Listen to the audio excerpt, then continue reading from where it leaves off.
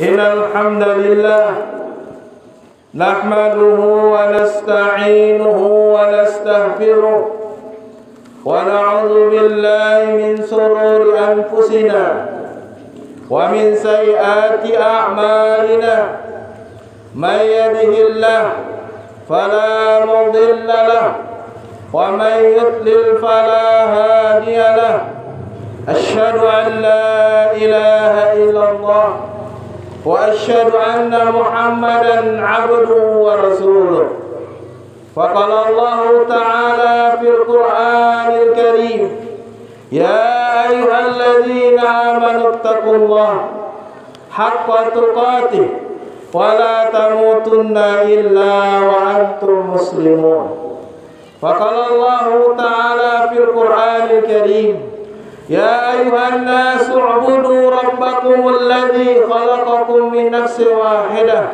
وخلق منها زوجها وبث منهما رجالا كثيرا ونساء واتقوا الله الذي تساءلون به والأرحام إن الله كان عليكم رقيبا فقال الله تعالى في القرآن الكريم يا أيها الذين آمنوا اتقوا الله وقولوا قولا سديدا يصلح لكم أعمالكم ويغفر لكم ذنوبكم ومن يطع الله ورسوله فقد فاز فوزا عظيما أما بعد فإن أصدق الحديث كتاب الله وخير الهدي هدي محمد صلى الله عليه وسلم وشر الأمور محدثاتها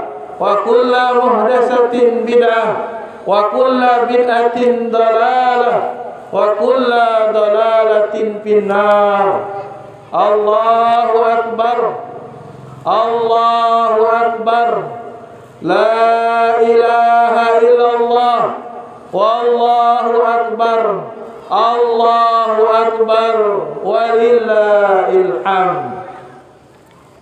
Jamaah salat Idul Adha yang dirahmati Allah Subhanahu wa ta'ala, marilah di pagi yang cerah ini kita bersyukur kepada Allah Subhanahu wa ta'ala atas segala nikmat yang Allah Subhanahu wa ta'ala berikan kepada kita, sehingga Allah Subhanahu wa ta'ala masih memberikan nikmatnya kepada kita, nikmat sihat, nikmat kesehatan, nikmat iman, nikmat bisa berkumpul di musala kita ini dalam rangka melaksanakan salat Idul Adha. Salawat juga serta salam marilah kita perbanyak kepada Nabi sallallahu alaihi wasallam, karena dengan banyak berselawat kepada Nabi sallallahu alaihi wasallam maka Allah akan angkat derajat kita, dan yaumil kiamat kelak Allah Subhanahu wa ta'ala berikan syafaat nabinya kepada kita dengan izinnya. Jamaah masyarul mukminin wal muslimin wal mukminat, sesungguhnya hari ini adalah hari yang paling bahagia bagi umat Islam, hari raya Idul Adha. Dan kita punya juga hari raya Idul Fitri. Maka keduanya ini adalah hari raya besar, hari raya umat Islam, hari raya yang dimana 1400 tahun yang lalu Nabi sallallahu alaihi wasallam mendeklarasikan di Madinah pada 1 Hijriah.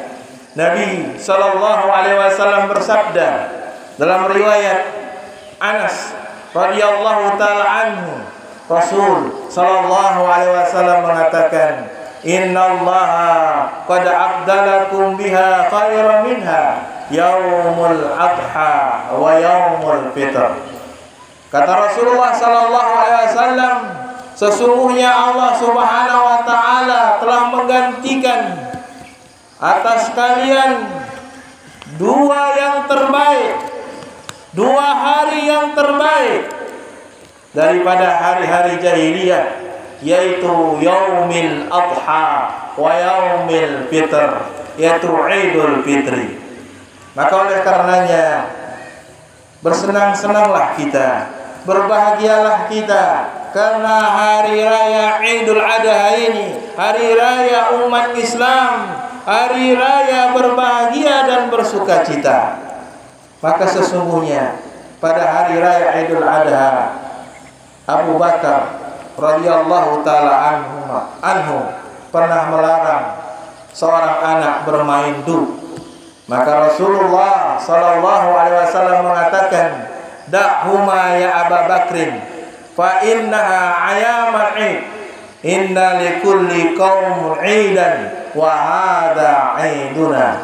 Maka kata Rasulullah sallallahu alaihi wasallam, biarkan Abu Bakar anak-anak itu bersenang-senang, bersukacita dan bergembira, karena sesungguhnya hari ini adalah hari Id, hari Id, dan setiap kaum punya hari Id, dan hari ini adalah hari Id kita, Idul Adha.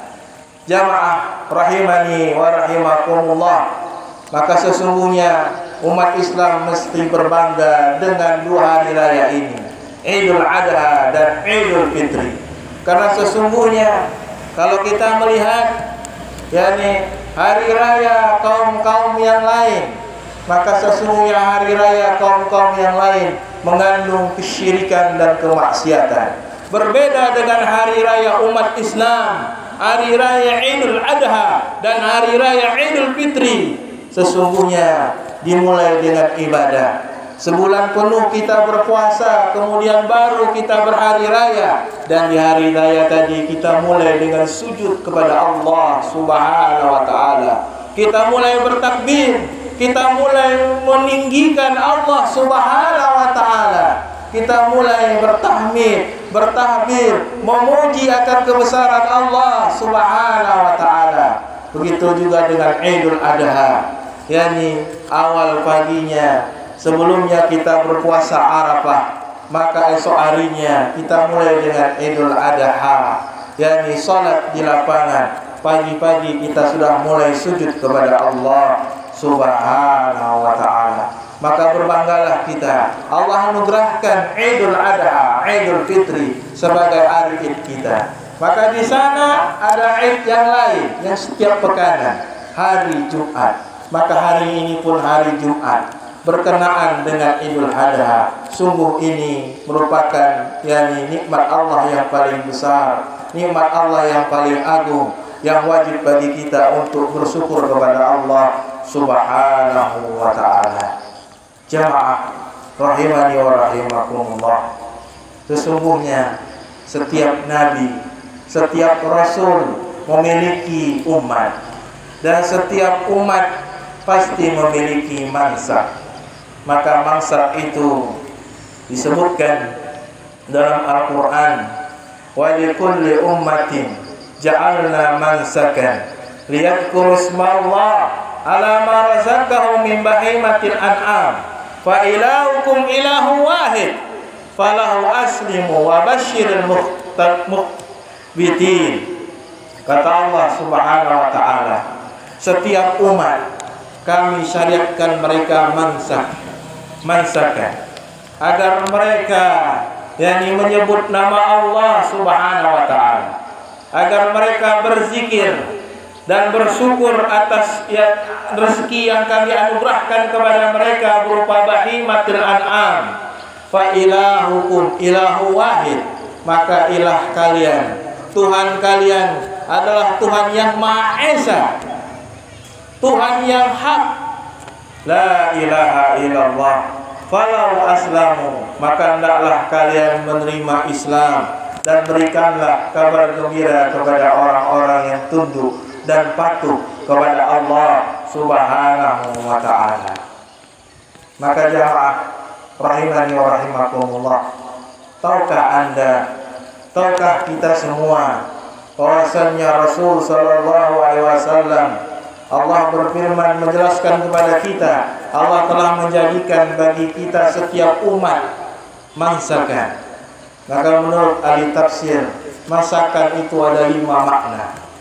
Inilah yakni khutbah Idul Adha kita. 5 makna yang tersirat di dalam Idul Adha. Sesungguhnya mansakan, makna yang pertama yang dimaksud dengan mansakan, sesungguhnya umat kami jadikan atas mereka mansakan. Makna yang pertama yaitu tauhid. Setiap umat disyariatkan kepadanya tauhid. Siapapun rasulnya, siapapun nabinya, siapapun umatnya, dakwah nabi, dakwah para rasul tidak pernah lekang untuk mengajak umat mentauhidkan Allah Subhanahu wa taala. Dalam Al-Qur'an Allah Subhanahu wa taala jelaskan para rasul dan para nabi mengajak umatnya, ya qaumi ibudullah, wahai kaumku beribadahlah kepada Allah, ilahukum ilahu wahid, ilah kalian adalah ilah yang satu, beribadahlah kepada Allah Subhanahu wa taala, maka janganlah yakni berbuat kesyirikan. Apa tauhid dalam Idul Adha ini? Tentunya tauhid itu tersirat daripada tanggal 10 Zulhijjah ini. Kalau jamaah haji hari ini mereka melempar jumrah, melempar jumarat, kemudian mereka bertakbir, kemudian mereka yakni berkurban, bagi kita yakni di 10 Zulhijjah ini yakni kita adalah melakukan salat Id dan melakukan ibadah kurban. Karena sesungguhnya 10 Zulhijjah adalah hari-hari yang paling mulia dari hari-hari yang lainnya. Sesungguhnya kata Rasul sallallahu alaihi wasallam, inna a'zamu ahyama indallah yaumin nahar. Sesungguhnya hari yang paling agung di sisi Allah Subhanahu wa taala adalah yaumin nahar. Yaumil nahar, hari ini 10 Zulhijjah. Kalau kita bisa berkurbanlah pada tanggal 10 Zulhijjah ini. Seluruh para ulama fikih mengakui bahwasanya afdal itulah pada tanggal 10 Zulhijjah ini setelah salat Id melakukan penyembelihan.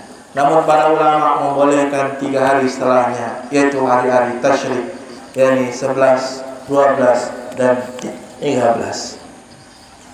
Jamaah, maka Allah Subhanahu wa taala perintahkan nabinya untuk memurnikan tauhid kepada Allah Subhanahu wa taala. Fasholli li rabbika wanhar. Dirikanlah salat untuk Rabbmu. Ahli tafsir mengatakan yang dimaksud adalah salat Idul Adha. Dirikanlah salat. Hari ini kita telah mendirikan salat untuk Allah Subhanahu wa taala, untuk Rabbuna, untuk Rabb kita. Kemudian kata Allah Subhanahu wa taala, wanhar, berkurbanlah. Maka sesungguhnya ibadah kurban, ibadah yang agung, ibadah yang luar biasa. Maka hari ini yakni ibadah kurban menjangkau nilainya daripada uang yang disedekahkan. Lebih utama yakni ibadah kurban daripada bersedekah dengan nilai kurban tersebut. Karena Rasul sallallahu alaihi wasallam diperintahkan untuk Allah untuk berkurban. Jamaah rahimani wa rahimakumullah. Maka tentunya di situ ada tauhid yang artinya kita hanya berkurban untuk Allah. Tidak berkorban untuk selain Allah Subhanahu wa taala. Tidak berkorban untuk wali-wali, tidak berkorban di tempat-tempat keramat, tidak berkorban di tempat-tempat yakni kuburan-kuburan. Kita hanya berkorban untuk Allah Subhanahu wa taala. Inna salati wa nusuki wa mahayaya wa mamati lillahi rabbil alamin. Sesungguhnya salatku, kemudian hidup dan matiku dan kurbanku, semuanya aku akan serahkan kepada Allah Subhanahu wa taala. Maka sebelumnya orang yang berkurban hendaklah memperbaiki niatnya. Jangan sampai ada sum'ah, berkurban ingin populer, berkurban ingin riya, tapi berkurbanlah untuk lillahi ta'ala sebagai ibadah kepada Allah Subhanahu wa ta'ala. Yang kedua, jamaah rahimani wa rahimakumullah, makna Idul Adha yang kedua, mansak di sini adalah bersyukur kepada Allah Subhanahu wa taala. Maka wujud syukur kita kepada Allah Subhanahu wa taala, wujud syukur kita atas rezeki yang Allah Subhanahu wa taala berikan kepada kita. Maka sebagian rezeki tadi, karena Allah berikan hidup kepada kita, maka kita sembelihkan, yakni sebagian daripada hewan-hewan ternak yang kita miliki tadi. Sebagian rezeki kita berikan hewan ternak, karena memang sapi, kambing, kemudian onta adalah daging yang paling banyak kita konsumsi, paling banyak manusia memakannya. Maka rasa syukur daripada itu kita wujudkan berkurban dengan bahimatil an'am. Kita wujudkan berkurban tersebut sebagai rasa syukur kita kepada Allah Subhanahu wa taala. Begitu juga tentunya nikmat begitu banyak Allah berikan kepada kita. Allah berikan kehidupan sampai hari ini, dan Allah berikan rezeki sampai hari ini kepada kita. Kesehatan, keluarga, istri, anak, pekerjaan dan sebagainya, semua itu milik Allah Subhanahu wa taala. Allah berikan kepada kita. Maka wujud syukur kita kepada Allah Subhanahu wa taala adalah yakni dengan berkurban kepadanya tadi. Namun Allah Subhanahu wa taala ingatkan, Allah tak butuh daging-daging kurban kita. Karena yang Allah butuh adalah ketakwaan kita kepada Allah Subhanahu wa taala. Allah katakan, la yanallaha luhumuha wala dima'uha walakin yanaluhu taqwa minkum. Kata Allah Subhanahu wa taala, tidak akan sampai daging-daging kalian yang kalian kurbankan dan darahnya, akan tetapi yang sampai kepada Allah Subhanahu wa taala keikhlasan kita, ketakwaan kita kepada Allah ketika berkurban tadi. Dalam berkurban hendaklah kita bertakwa kepada Allah Subhanahu wa taala. Hendaklah kita ikhlaskan dan ingatlah kita mutaba'ah, mengikuti sunnah Rasulullah sallallahu alaihi wasallam ketika berkurban tadi. Kemudian yang ketiga, jamaah rahimani wa rahimakumullah, yakni al-wala. Makna masakan adalah al-wala, kecintaan kepada Allah Subhanahu wa taala.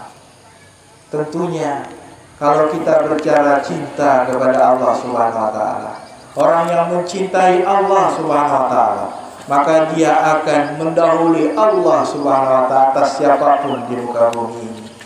Atas apapun dia miliki, dia akan mendahulukan Allah Subhanahu wa taala. Kita pun akan diuji dengan apa yang kita cintai. Ketika kita mencintai istri kita, mencintai anak kita, mencintai keluarga kita, mencintai harta dan pekerjaan kita, kita akan diuji dengan apa yang dicintai itu tadi. Apakah kita masih memilih mencintai itu semua, ataukah kita mendahului mencintai Allah Subhanahu wa taala? Maka Nabi Ibrahim ketika Allah uji beliau dengan apa yang dia cintai dengan anaknya Ismail. Padahal kita tahu Ibrahim pada saat itu ketika Ismail beranjak dewasa, ahli tafsir mengatakan umur Nabi Ibrahim saat itu adalah 86 tahun. Begitu tuanya, tentunya begitu berhajatnya kepada anaknya tadi, begitu sayangnya, karena dia di masa-masa tua tadi tentunya akan bertumpu kepada anaknya tadi. Tapi Allah ingin menguji Nabi Ibrahim alaihissalam dengan kecintaan kepada Allah Subhanahu wa taala. Apakah Ibrahim mencintai Allah ataukah mencintai anaknya? Maka oleh karenanya Nabi Ibrahim alaihissalam disebutkan memilih Allah Subhanahu wa taala dari apa yang dia cintai. Maka hendaklah kita demikian juga jamaah. Kita dahulukan Allah daripada harta kita, daripada keluarga kita, daripada pekerjaan kita, dari apa yang kita miliki, kita dahulukan Allah Subhanahu wa taala. Namun sayang, masih banyak di antara kita yang lebih mencintai selain Allah Subhanahu wa taala. Ketika adzan berkumandang, Allahu Akbar, Allahu Akbar, kita masih cinta dengan dagangan kita. Kita masih cinta dengan pekerjaan kita. Kita tidak menjawab panggilan Allah Subhanahu wa taala. tapi katanya kita cinta kepada Allah Subhanahu wa taala. Kita katakan kita cinta kepada Allah, tapi panggilan adzan tidak kita sahuti. Kita masih mencintai apa yang kita miliki. Maka sesungguhnya Nabi Ibrahim alaihissalam mengajarkan kepada kita makna cinta. Maka beliau korbankan anaknya. Sejarah pengorbanan pertama sekali yang dilakukan Ibrahim alaihissalam menggetarkan hati kita. Bagaimana tidak, anaknya harus disembelihnya di depan matanya. Tapi Ibrahim alaihissalam dengan kecintaannya kepada Allah, dia lakukan. Ternyata anaknya lebih cinta kepada Allah. Anaknya pun lebih sabar daripada ayahnya. Luar biasa. Ini jarang terjadi. Kadang-kadang kita mengulus dada, ternyata anak kita durhaka kepada kita. Anak kita melawan kepada kita, lebih jelek daripada kita. Nauzubillah min dzalik. Tapi Ibrahim dan Ismail menunjukkan kepada kita bagaimana ayah dan anak berkesinambung taat kepada Allah Subhanahu wa taala. Maka itulah yang kita harapkan agar Idul Adha hari ini momentum kita untuk mengajar anak dan istri kita untuk bersama-sama taat kepada Allah Subhanahu wa taala. Maka Allah Subhanahu wa taala jelaskan di dalam Al-Qur'an bagaimana kecintaannya dan kepasrahannya kedua nabi yang mulia ini. Ibrahim sebagai ayahnya, Ismail kepada anaknya. Kata Allah Subhanahu wa taala, "Wa lamma aslama." Tak mereka sudah berserah diri, mereka pasrah menjalankan perintah Allah. Sembelih aku ayat. Engkau akan dapatkan aku sebagai orang yang sabar. Lebih sabar daripada ayahnya. Maka dikatakan watalahu lijabain, maka balikkan muka muda. Artinya para tafsir mengatakan pelipisnya ini diarahkan ke tanah. Karena Nabi Ibrahim alaihissalam tak tega dia melihat anaknya ketika disembelih dengan matanya tadi. Maka kemudian tiba-tiba Ibrahim alaihissalam mendengar panggilan Allah Subhanahu wa taala. Ya Ibrahim, qad sadaqta ru'ya. Engkau telah membenarkan mimpimu. Engkau telah menjalankan perintahku. Wa ana kadzal wa inna kadzalika lijazaa'il muhsinin. Inna hadza lahuwal bala'ul mubin. Sungguhnya kami akan balas kebaikan dengan kebaikan. Dan sungguhnya ini adalah ujian yang nyata atas engkau. Kalau Nabi SAW diuji, Rasul SAW diuji, bahkan ujian mereka lebih berat, lebih kuat daripada ujian kita.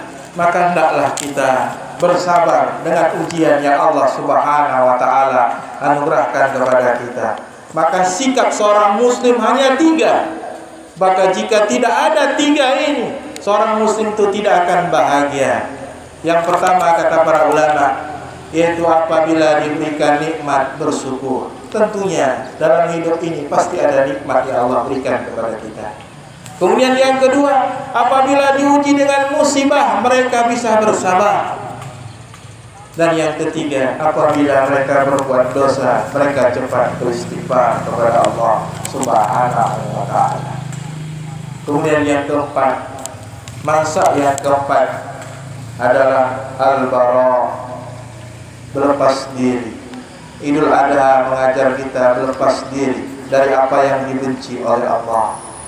Lepas diri dari orang-orang yang dibenci oleh Allah Subhanahu wa taala. Lepas diri dari perbuatan maksiat, kesyirikan dan bid'ah. Lepas diri dari 3 itu tadi. Itu telah kita lihat dari suri teladannya Nabi Ibrahim alaihi salatu wassalam. Wa qad kana lakum uswatun hasanatun fi Ibrahim walladzina ma'ah. Maka sungguh ada suri teladan bagi Ibrahim alaihi salatu wassalam dan orang-orang yang bersamanya. Itqali qaumihim, maka Ibrahim berkata kepada kaumnya, inna bari'u minkum wa mimma ya'budun. Sesungguhnya aku berlepas diri dari peribadatan dari kalian, dari peribadatan yang kalian sembah selain Allah. Artinya seorang muslim harus mentauhidkan Allah, mencintai ahlul tauhid, mencintai ahlul Islam, mencintai orang-orang beriman. Dan sebaliknya, kita lepas diri dari pelaku-pelaku kesyirikan, dari musuh-musuhnya Allah, dari kalangan Yahudi, Nasrani, dan orang-orang yang setuju dengan kesyirikan. Kita lepas diri dari mereka tadi. Kita mencintai orang-orang yang beriman kepada Allah Subhanahu wa ta'ala. Sikap tegas Nabi Ibrahim alaihissalam digambarkan, wa kafarna bikum wa bada bainana wa bainakum adawatu wal baghdha abadan hatta tu'minuna billahi wahda. Ini sikap tegas Nabi Ibrahim alaihissalam. Dan mulai sekarang, kata Ibrahim, antara kami dan antara kalian al-adawa, permusuhan dan kebencian, sampai kita beriman, tapi kalian mau beriman kepada Allah saja. Inilah Ibrahim, sikap tegas sebagai seorang muslim. Maka kita hendaklah memiliki sifat tegas kepada sebagai seorang muslim. Jati diri kita mencintai umat Islam, mencintai orang-orang beriman, membela umat Islam, menolong umat Islam, bukan sebaliknya sebagaimana yang dilakukan oleh orang munafik dan orang-orang kufar, orang-orang kafir. Yang kelima, yang terakhir, jamaah rahimani wa rahimakumullah, kita tak boleh berlama-lama dalam khutbah Idul Adha hari ini, karena memang protokol kesehatan MPU mensegerakan. Maka yang terakhir adalah agama Nabi Ibrahim ini yang diikuti oleh Nabi Muhammad SAW adalah agama yang toleransi, moderat, tidak jumud, toleransi, moderat dan elegan, sebagaimana disebutkan dalam sebuah hadis. An Ibnu Abbas, qila ya Rasulullah, ayyul adyan ahabbu ilallah? Qala as-sam'a al-hanifah was-sam'a. Kata Nabi SAW ketika ditanya, agama apa yang dicintai oleh Allah Subhanahu wa ta'ala? Agama al-hanif, yang lurus mentauhidkan Allah dan tidak condong kepada kesyirikan. Kemudian yang kedua, kata Nabi, sam'a, agama yang toleransi. Maka sesungguhnya dalam Islam Allah tidak menginginkan keberatan dan kesulitan. Allah katakan, fattaqullaha mastata'tum, bertakwalah kepada Allah semampu kita. Ketika kita tidak bisa sholat dalam keadaan berdiri, disuruh kita sholat duduk. Ketika tidak sanggup duduk, kita berbaring dengan sebelah kanan kita atau sebelah kiri kita. Ketika kita tidak sanggup, kita terlentang dengan kaki kita menghadap kiblat. Maka ini membuktikan agama Islam, agama toleransi. Akan tetapi toleransi kita janganlah berlebihan. Toleransi sesuai dengan batas-batas syariat Allah Subhanahu wa ta'ala. Jangan ekstrem kiri, jangan juga ekstrem kanan. Dan agama Islam ini agama umatan wasatan, agama pertengahan. Wa kadzalika ja'alnakum ummatan wasatan. Kami telah jadikan kalian sebagai umat pertengahan, tidak ekstrem kiri, tidak ekstrem kanan. Umat Islam tengah-tengah sesuai dengan batasan-batasan syariat Allah Subhanahu wa ta'ala. Dalam sholat wasatan, tengah-tengah. Dalam kurban, tengah-tengah. Dalam apapun kita di pertengahan sesuai dengan batasan-batasan syariat. Ini saja mungkin apa yang bisa saya sampaikan. Lebih dan kurang saya mohon maaf. Subhanakallah bihamdika asyhadu an la ilaha illa anta astaghfiruka wa atubu ilaik.